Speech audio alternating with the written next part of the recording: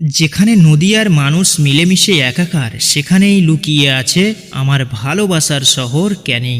সুন্দরবনের প্রবেশদ্বার এই শহর শুধু পর্যটন কেন্দ্র নয়, বরং হাজারো মানুষের রুটি রুজির স্পন্দন। লর্ড ক্যানিংয়ের স্মৃতিবিজড়িত এই জনপদ আজ আধুনিকতার ছোঁয়ায় আরও প্রাণবন্ধ।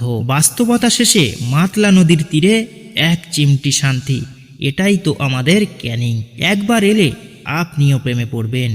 জানেন কি, একসময় এই ক্যানিং শহরটি কলকাতার বদলে বাংলার প্রধান বন্দর হওয়ার কথা ছিল। এমনকি একে পূর্ব ভারতের সিঙ্গাপুর বানানোর পরিকল্পনা করেছিলেন ব্রিটিশরা। 1860-এর দশকে লর্ড ক্যানিং এই শহরের পত্তন করেন। পরিকল্পনা ছিল বিশাল, কিন্তু মাতলা নদীর বিধ্বংসী রূপ আর পলিমাটি জমার কারণে সেই স্বপ্ন সফল হয়নি।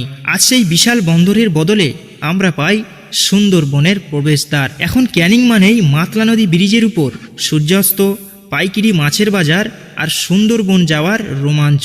যারা ইতিহাস আর প্রকৃতি ভালোবাসেন তাদের জন্য এটি পারফেক্ট জায়গা। পরের বার সুন্দরবন যাওয়ার সময় ক্যানিংয়ের এই ইতিহাসটি মাথায় রাখবেন, কিন্তু ভিডিওটি ভালো লাগলে শেয়ার করতে পারেন। ধন্যবাদ।